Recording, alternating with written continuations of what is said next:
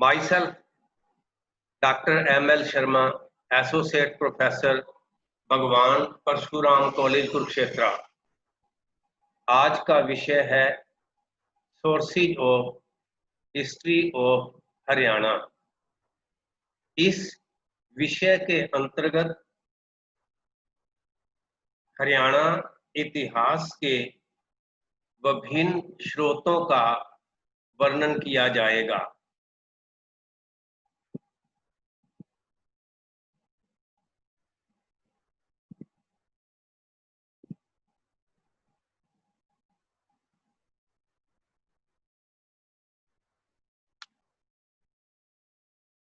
Introduction. किसी भी देश की सभ्यता और संस्कृति को जानने के लिए उसके ऐतिहासिक स्रोतों का अध्ययन करना बहुत जरूरी है। प्राचीन इतिहास के अध्ययन के लिए विशुद्ध ऐतिहासिक ग्रंथों का अभाव ही रहा है, परंतु इसी आधार पर यह कह देना कि भारत का अतीत स्मरणीय घटनाओं से शून्य था, यह ठीक नहीं माना जा सकता। वस्तुतः वैज्ञानिक ऐतिहासिक ग्रंथों के अभाव के बावजूद अधिकांश प्राचीन साहित्य में बहुमूल्य ऐतिहासिक सामग्रियां मौजूद हैं। कई इतिहासकारों तथा पुरातत्ववेताओं ने अपने अथक परिश्रम से इतिहास के अनेक स्रोतों को ढूंढ निकाला। इन्हीं स्रोतों के आधार पर हम प्राचीन इतिहास को जान सकते हैं। भारत के इतिहास में हरियाणा का गौरवमय स्थान रहा है, अतः जरूरत इस बात की है कि प्रदेश के इतिहास से संबंधित स्रोतों को जाना जाए। इस प्रदेश के इतिहास के साधन व्यापक हैं। अध्ययन की सुविधा की दृष्टि से हम इन्हें 4 श्रेणियों में बांट सकते हैं।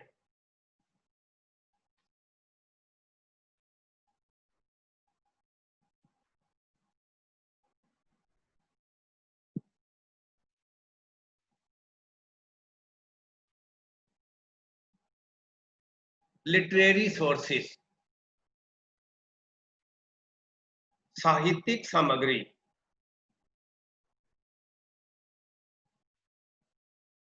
पुरातात्विक सामग्री, मध्यकालीन सामग्री, आधुनिक सामग्री।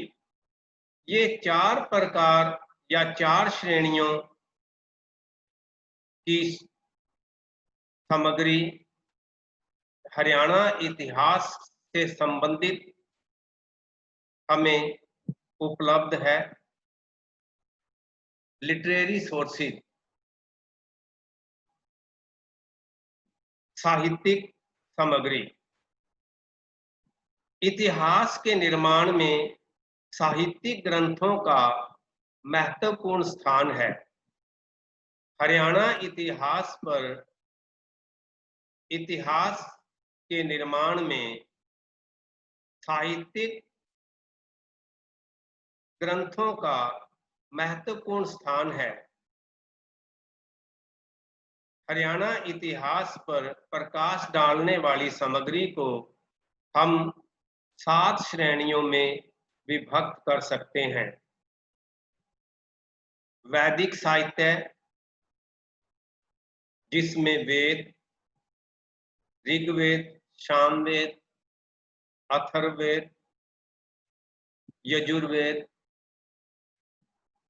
ब्राह्मण ग्रंथ, आरण्यक, उपनिषद, बौद्ध साहित्य, जैन साहित्य, महाकाव्य, पुराण, संस्कृत के ग्रंथ, विदेशियों के यात्रा वृत्तांत, इनका वर्णन किया जाएगा।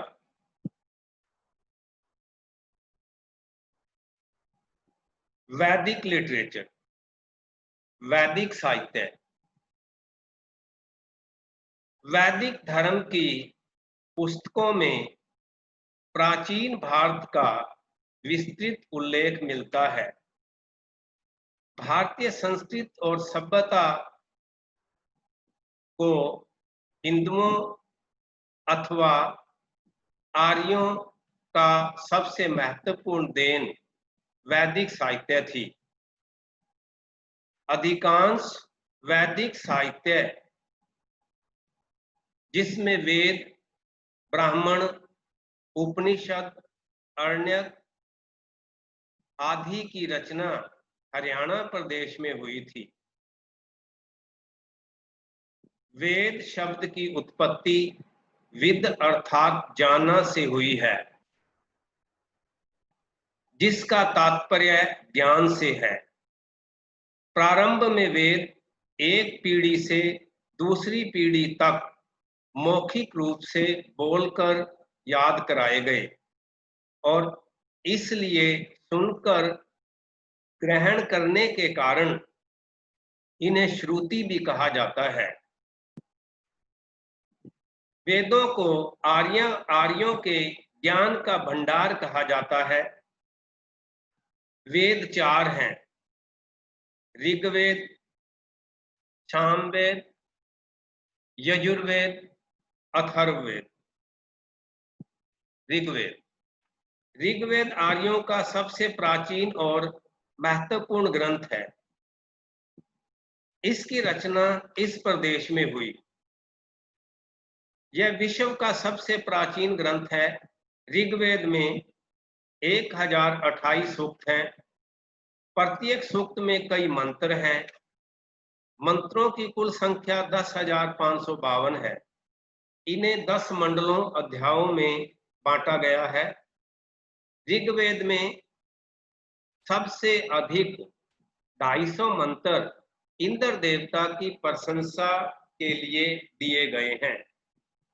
शेष मंत्र अग्नि, इंद्र और वरुण देवता तथा अन्य देवी देवताओं को संबोधित हैं। ये देवता प्राकृतिक शक्तियों के प्रतीक हैं। इनकी पूजा युद्ध में विजय, धन की प्राप्ति, लंबे और सुखमय जीवन तथा संतान प्राप्ति के लिए की जाती थी। यह ग्रंथ यहाँ की भौगोलिक, सांस्कृतिक, धार्मिक एवं ऐतिहासिक जीवन पर प्रकाश डालते हैं। सामवेद।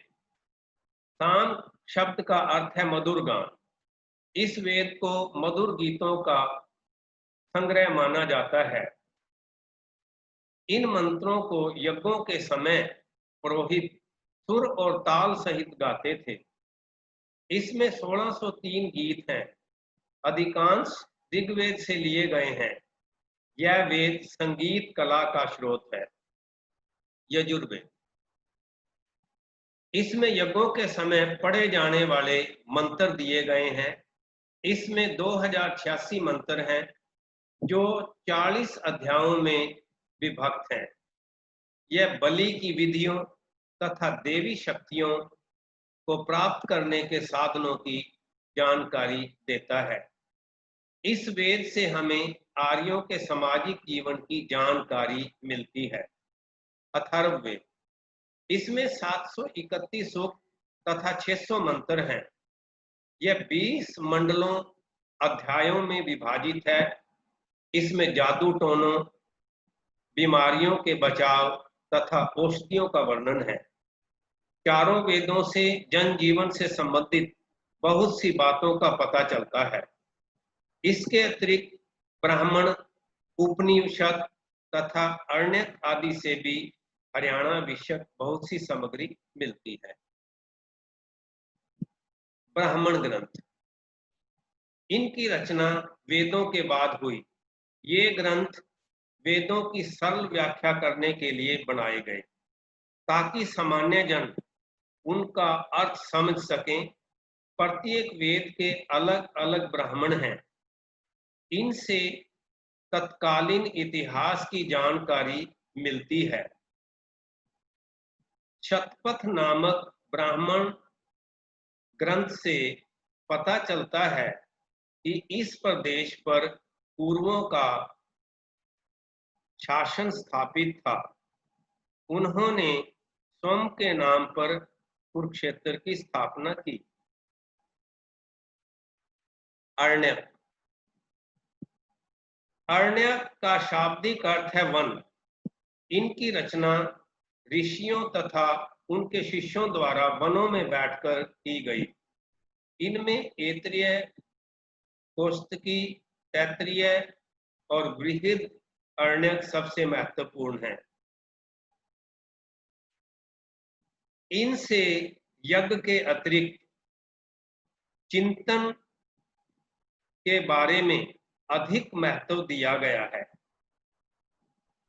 और इसके साथ साथ दार्शनिक प्रश्नों पर भी विचार किया गया है। उपनिषद। इनकी रचना भी ऋषियों द्वारा की गई। इनकी कुल संख्या 108 है। इनमें जीवन और मृत्यु से संबंधित बहुत से भेदों का समाधान है। इसमें कर्म, मोक्ष, माया एवं आवागमन के सिद्धांतों का भी वर्णन है। उपनिषद वैदिक साहित्य का अंतिम रूप है। इन्हें वेदांत भी कहा जाता है। छांदोग्य उपनिषद में यहाँ के सामाजिक एवं आर्थिक जीवन पर प्रकाश डाला गया है। बुद्धिस्ट लिटरेचर, बौद्ध साहित्य। बौद्ध साहित्य का ऐतिहासिक दृष्टि से बहुत महत्व है। बौद्ध साहित्य की रचना पाली तथा संस्कृत भाषाओं में की गई। त्रिपिटक बौद्ध धर्म के सबसे प्राचीन ग्रंथ हैं। ये 3 ग्रंथ हैं, सुत्त पिटक, विनय पिटक तथा अभिधम्म पिटक। ये पाली भाषा में लिखे हुए हैं। इनके अध्ययन से हमें केवल बौद्ध धर्म के संबंध में ही नहीं अपितु तात्कालीन राजनैतिक, सामाजिक, आर्थिक जीवन के संबंध में काफी जानकारी मिलती है। बौद्ध ग्रंथ पपंच सूदनी से पता चलता है कि महात्मा बुद्ध ने हरियाणा के कई स्थानों का भ्रमण किया। अन्य बौद्ध ग्रंथ दिव्यावदान से इस क्षेत्र में बुद्ध धर्म के प्रचार तथा प्रसार का पता चलता है। इस ग्रंथ से विशेषकर यहाँ के 2 प्रधान केंद्रों रोहतक तथा अग्रोहा का बड़ा विस्तार से वर्णन किया गया है। जैन लिटरेचर, जैन साहित्य। जैन ग्रंथ हरियाणा के प्राचीन तथा पूर्व मध्यकालीन इतिहास के अच्छे स्रोत हैं। उदाहरणतः परिशिष्ट पर्वन, भद्रबाहु चरित्र, कथा कोश आदि ग्रंथों से यहाँ के प्रथम शती से तीसरी शती तक के धार्मिक एवं सांस्कृतिक जीवन के विषय में काफी कुछ पता चलता है। अग्रोहा इस धर्म का प्रधान केंद्र था। रोहतक में भी जैन धर्म का काफी प्रचार था। अन्य जैन ग्रंथ सोमदेव, पुष्पदंत आदि हरियाणवी जन जीवन पर प्रकाश डालते हैं। एपिक्स, महाकाव्य, महाभारत व रामायण। महाभारत और रामायण 2 विख्यात महाकाव्य हैं। रामायण की रचना महर्षि वाल्मीकि ने की थी। इसमें 24,000 श्लोक हैं। इसका विषय रामचंद्र और रावण के बीच युद्ध है। महाभारत सबसे बड़ा महाकाव्य है। इसमें 1 लाख से अधिक श्लोक हैं। इसकी रचना महर्षि वेदव्यास ने की थी। श्रीमद् भगवत गीता भी महाभारत का एक भाग है। महाभारत का विषय पांडवों और कौरवों के बीच युद्ध है। इस ग्रंथ से हरियाणा के तत्कालीन धार्मिक, सामाजिक, राजनीतिक और आर्थिक जीवन की जानकारी मिलती है।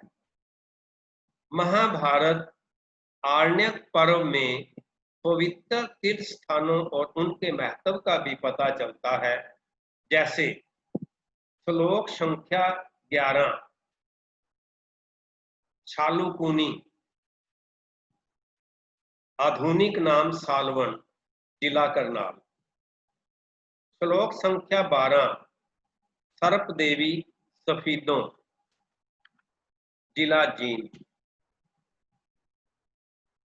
श्लोक संख्या 17, पुंडरीका, पिंडारा, जिला जींद। श्लोक संख्या 38, कपिला, कलायत, जिला कैथल। श्लोक संख्या 68, पुंडरिक, पुंडरी, जिला कैथल।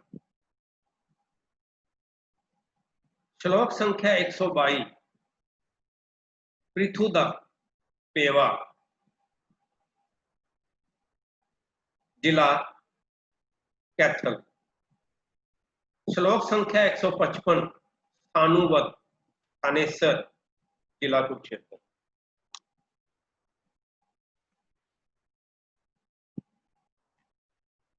पुराण।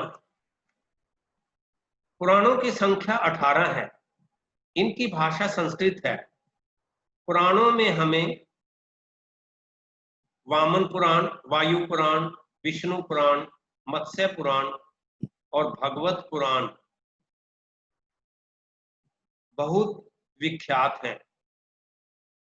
प्रत्येक पुराण के 5-5 भाग हैं।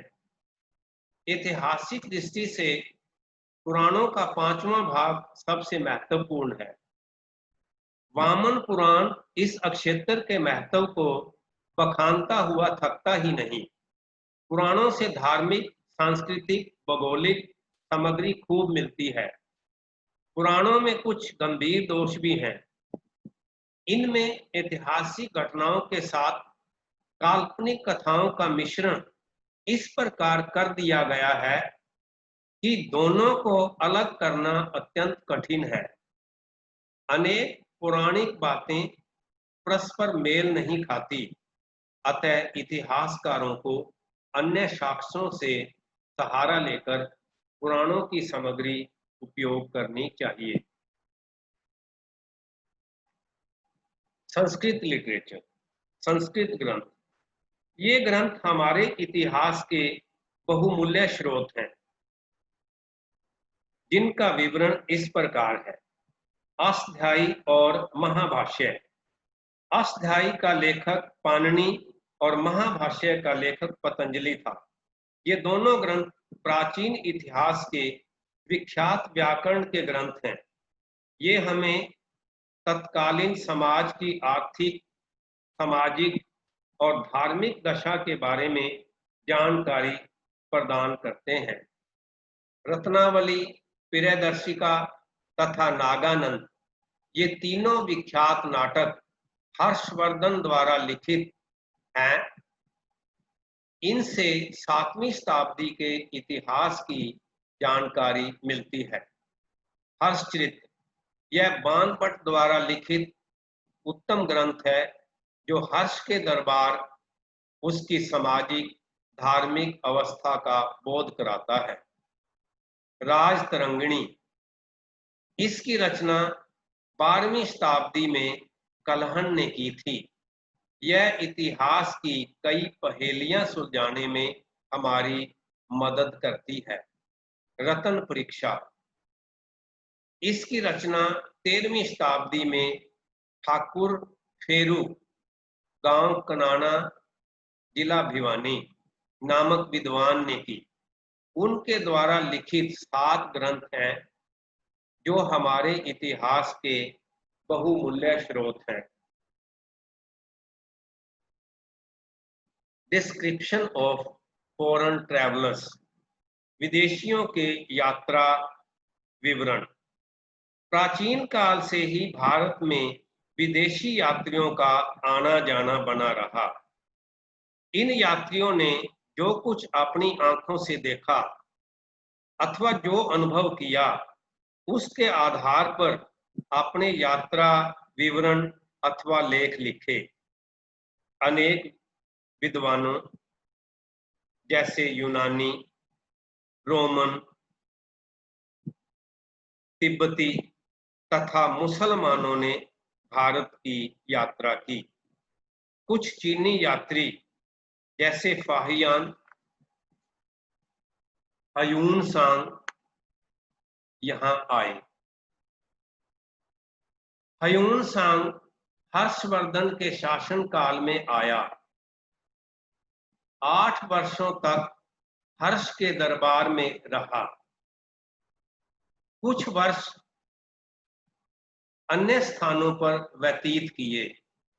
उसने अपनी भारत की यात्रा का वर्णन अपने प्रसिद्ध ग्रंथ सीयू की पश्चिमी जगत का वृत्तांत में किया। इन चीनी यात्रियों के सफरनामे हमारे इतिहास के बहुमूल्य स्रोत हैं। इन यात्रियों के अलावा कुछ मुस्लिम लेखकों जो विभिन्न समय में मुस्लिम आक्रमणकारियों के साथ भारत आए के वृत्तांत भी इतिहास लेखन में उपयोगी सिद्ध हुए हैं। वे यहाँ की सभ्यता, संस्कृति, राजनीतिक व्यवस्था, सामाजिक व्यवस्था, आर्थिक तथा धार्मिक दशा का विस्तृत वर्णन करते हैं। उनमें प्रमुख थे अल-बुरैनी की किताबुल हिंद, कुतबी की तारीखे यामनी, हसन निजामी की तालुज मासीर, मिनहाज उस सिराज की तबकात ए नासिरी इत्यादि।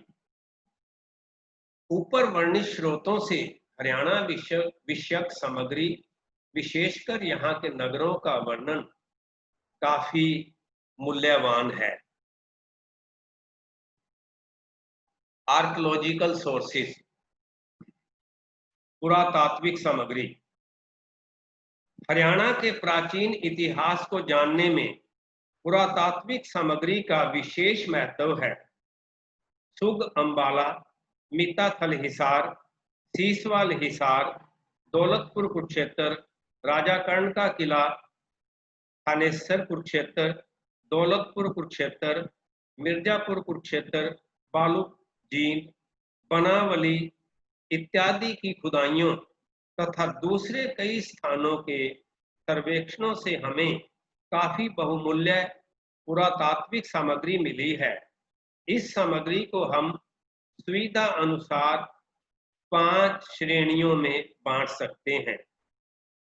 इंस्क्रिप्शन, अभिलेख, क्वाइंस, सिक्के, मुद्रांक, स्कल्पचर, मूर्तियां, मोन्यूमेंट्स एंड ओल्ड बिल्डिंग्स, स्मारक और प्राचीन भवन। अभिलेख, इंस्क्रिप्शंस, प्राचीन काल के इतिहास की बिखरी हुई कड़ियों को जोड़ने में अभिलेखों का बहुत ही योगदान है। अभिलेखों के अध्ययन को पुरालेख शास्त्र कहते हैं। प्राचीन काल के अभिलेख मुहरों, गुफाओं, मंदिरों की दीवारों, पत्थरों, चट्टानों, स्तंभों तथा ताम्रपत्र पर अंकित मिलते हैं। इतिहास निर्माण में इनका बहुत ही महत्वपूर्ण स्थान है। इनसे हमें राजवंशों के इतिहास का पता चलता ही है। इसके साथ साथ बहुत सी अन्य जानकारियां भी मिलती हैं, जैसे तत्कालीन धर्म, भाषा, आर्थिक अवस्था इत्यादि। हरियाणा प्रदेश में बहुत सी जगह पत्थर की शिलाओं, ताम्रपत्रों तथा लाटों आदि पर खुदे हुए 37 लेख प्राप्त हुए हैं। टोपड़ा स्तंभ अभिलेख, सुग अभिलेख, ख्रेस्ट का करनाल अभिलेख, कपाल मोचन शिलालेख, पिंजौर के 3 पुराने अभिलेख। पिंजौर के 3 पुराने अभिलेख योद्धों का अग्रोहा अभिलेख, सोनीपत का मुद्रांक लेख, पेवा के भोजदेव तथा महेंद्र पाल के अभिलेख आदि प्रसिद्ध हैं। कॉइन्स, सिक्के। प्राचीन इतिहास के निर्माण में सिक्कों की भूमिका प्रशंसनीय है। सिक्कों के अध्ययन को मुद्रा शास्त्र कहते हैं। वैदिक काल के सिक्कों को निषक कहते थे। प्राचीन सिक्कों को पंचमार्क कहा जाता था। हरियाणा के भिन्न भिन्न स्थानों से हमें अनगिनत सिक्के प्राप्त हुए हैं। इनमें कुछ बहुत मूल्यवान हैं, जैसे आहत मुद्राएं, पंचमार्क कॉइन्स, विदेशियों, इंडो ग्रीक, कुषाण आदि के सिक्के, योद्धे, कुनिंद, अगर आदि गणों के सिक्के, गुप्त सम्राटों के सिक्के, प्रतिहार, चौहान, तोमर आदि के सिक्के। सिक्के ऐतिहासिक रूप से भी बहुत ही महत्वपूर्ण हैं। इनसे हमें तिथियों, प्राचीन भाषाओं, उस समय की आर्थिक स्थिति तथा राजाओं के धर्म की जानकारी मिलती है। इसके साथ साथ ये कला के प्रतीक भी माने जाते हैं। मुद्रांक। सिक्कों की तरह मुद्रांक भी इतिहास के अच्छे महत्वपूर्ण साधन हैं। हरियाणा में अग्रोहा, नौरंगाबाद, खोखरा कोट, रोहतक, सुग, दौलतपुर, कुरुक्षेत्र, राजा कर्ण का किला कुरुक्षेत्र, पोलर आदि स्थानों से बहुत सारी मुद्रांक प्राप्त हुई हैं। इनमें से अधिकांश मुद्रांक गुरुकुल झज्जर के पुरातत्वीय संग्रहालय में रखी हैं। इनके अतिरिक्त देश के अन्य भागों में स्थित संग्रहालयों में भी हरियाणा से प्राप्त काफी बड़ी संख्या में मुद्रांक रखी हुई हैं। मूर्तियां, स्कल्पचर। मूर्तियों की गणना भी इतिहास के अच्छे साधनों में होती है। इनसे तत्कालीन समाज के स्तर, धर्म, आर्थिक दशा इत्यादि का ज्ञान होता है। हरियाणा से प्राप्त मूर्तियां अधिकतर धार्मिक संप्रदायों, वैष्णव, बौद्ध, जैन आदि से संबद्ध हैं। कुछ गैर धार्मिक मूर्तियां भी यहाँ से मिली हैं। दोनों ही प्रकार की मूर्तियां दूसरी शताब्दी ईस्वी पूर्व से 10वीं-11वीं शताब्दी तक की हैं। ये मूर्तियां मुख्यतः 4 श्रेणियों में विभाजित की जा सकती हैं। सुगकालीन मूर्तियां। इन मूर्तियों का प्रधान केंद्र सुग के आसपास था। कुषाण कालीन मूर्तियां। ये मूर्तियां कुषाणों के आगमन के पश्चात बनी और इनका प्रधान केंद्र रोहतक के आसपास का क्षेत्र था। बौद्ध एवं जैन मूर्तियां। ये बाद की मूर्तियां हैं और इनका निर्माण लगभग सभी जगह होता था। पूर्व मध्यकाल की मूर्तियां ये उत्तरी हरियाणा से प्राप्त हुई हैं और अधिकांशतः प्रतिहारों और तोमरों की हैं। मोन्यूमेंट्स एंड ओल्ड बिल्डिंग्स, स्मारक तथा प्राचीन भवन। इनमें अचल अवशेष आते हैं जैसे समाधि, भवन, दुर्ग, मंदिर इत्यादि। इन्हें स्थानांतरित नहीं किया जा सकता। दुर्भाग्यवश हरियाणा में प्राचीन भवन, मंदिर, विहार, स्तूप, दुर्ग आदि खड़े नहीं मिलते, क्योंकि इस अक्षेत्र की विशेष भौगोलिक स्थिति के कारण आक्रमणकारियों द्वारा उनका पूर्णतः विध्वंस किया गया। हाँ, उनके कुछ अवशेष जरूर मिलते हैं। उदाहरण के लिए कुरुक्षेत्र, थानेसर में ही 2 महत्वपूर्ण भवनों तथा दुर्गों के अवशेष हैं। इनमें एक सम्राट हर्षवर्धन का महल जो किला थानेसर में है, और दूसरा वहीं से 5-6 किलोमीटर की दूरी पर राजा कर्ण का किला है। कांसी का किला भी, जो अब खंडर रूप में है, प्राचीन काल का है। मध्यकाल के भी कुछ स्मारक हरियाणा के कतिपय स्थानों पर हैं। ऐसे स्मारकों में कलायत का मंदिर, नारनौल स्थित इब्राहिम सूरी का मकबरा, नारनौल का ही जल महल, थानेसर का शेख चेली का मकबरा आदि विशेष रूप से उल्लेखनीय है। स्मारकों से पुराने समय की स्थापत्य कला, चित्रकला, जनजीवन के विभिन्न पहलुओं पर काफी प्रकाश पड़ता है। मध्यकालीन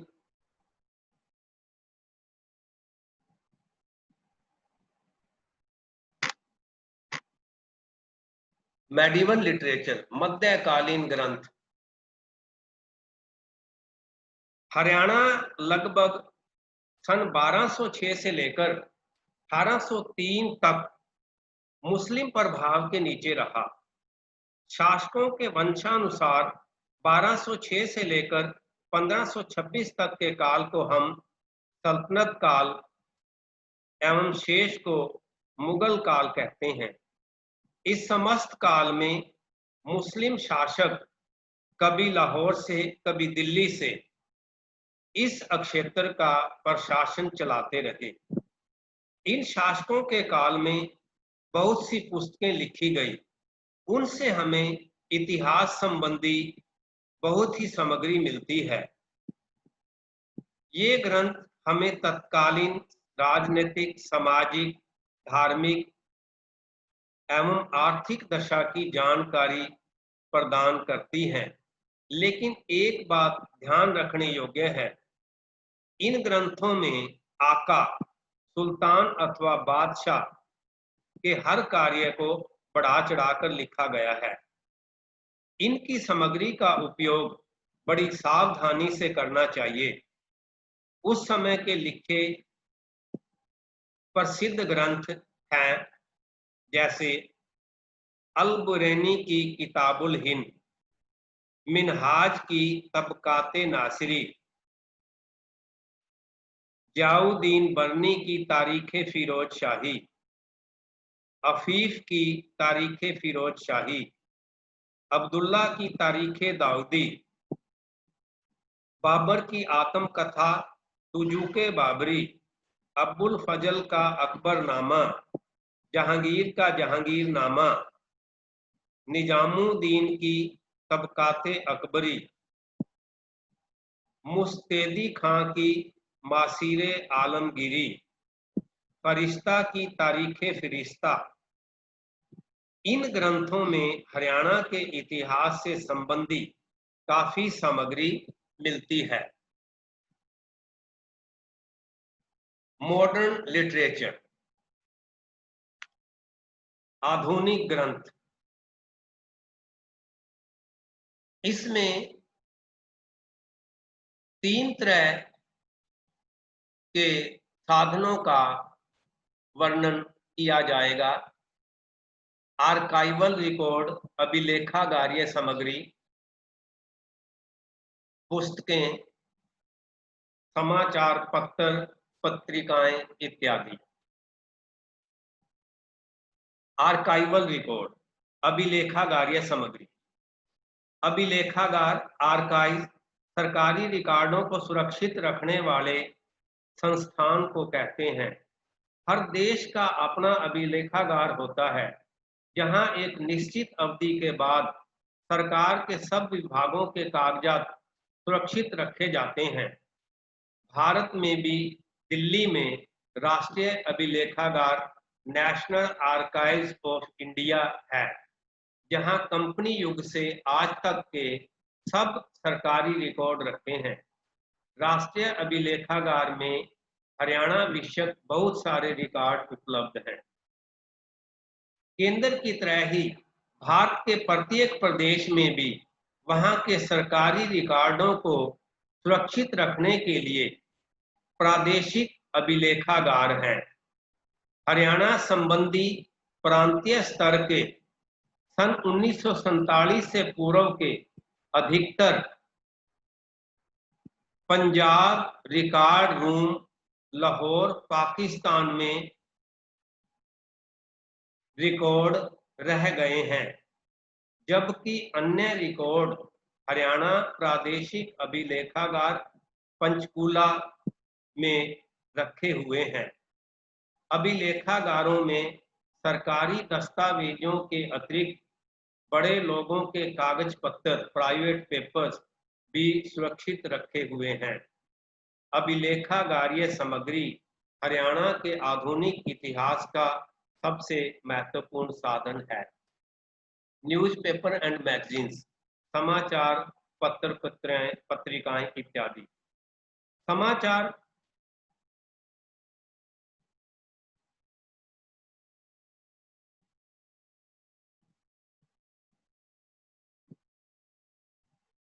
पत्र पत्रिकाएं इत्यादि। बुक्स, पुस्तकें, इनमें 18वीं सदी से यूरोपीय लेखकों ने कुछ ग्रंथ लिखे जो हरियाणा के विषय में जानकारी प्रदान करते हैं। ऐसे लेखकों में जॉर्ज थॉमस और जॉर्ज स्कीनर सर्वोपरि हैं। इनके सैन्य संस्मरण 18वीं शताब्दी के इस अक्षेत्र के जीवन पर बहुत प्रकाश डालते हैं। इनके बाद भी 19वीं और 20वीं सदी में तो यूरोपीय लेखकों के कितने ही ग्रंथों में यहाँ की राजनीतिक, सामाजिक, आर्थिक, धार्मिक जीवन की जानकारी मिलती है। स्वतंत्रता के बाद भारत के इतिहास पर काफी अनुसंधान कार्य हुआ। फलतः हजारों ग्रंथ यहाँ के राष्ट्रीय जीवन के विभिन्न पक्षों के संबंध में लिखे गए। इस युग में विभिन्न राज्यों के अलग से इतिहास लिखने का प्रचलन बढ़ा। सौभाग्य से हरियाणा भी इस दिशा में पीछे नहीं रहा। डॉक्टर बुद्ध प्रकाश के ग्रंथ हरियाणा थ्रू द एजेस तथा ग्लिम्पसेस ऑफ हरियाणा, डॉक्टर केसी यादव के हरियाणा का इतिहास 3 खंड, Haryana studies in history and culture, Ahirwal का इतिहास, freedom struggle in Haryana, doctor Atul Yadav का सैन्य संस्मरण, इस अक्षेत्र के इतिहास पर काफी प्रकाश डालते हैं। समाचार पत्र पत्रिकाएं, समाचार पत्र पत्रिकाएं इतिहास के अच्छे साधन हैं, पर यहाँ से बहुत कम मात्रा में ये निकले। विशेषतः 19वीं शताब्दी और इससे पूर्व केवल 3 छोटे से अल्पकाल तक जीवित रहने वाले पत्र हरियाणा, रिफाए आम और खैर अंदेश ही निकले। इसके अलावा यहाँ कोई पत्र पत्रिका नहीं थी। 20वीं शती के प्रथम चरण में यहाँ से कुछ अखबार निकले, जिनमें रोहतक के 2 अखबार, एक जाट गजट और दूसरा हरियाणा तिलक प्रसिद्ध थे।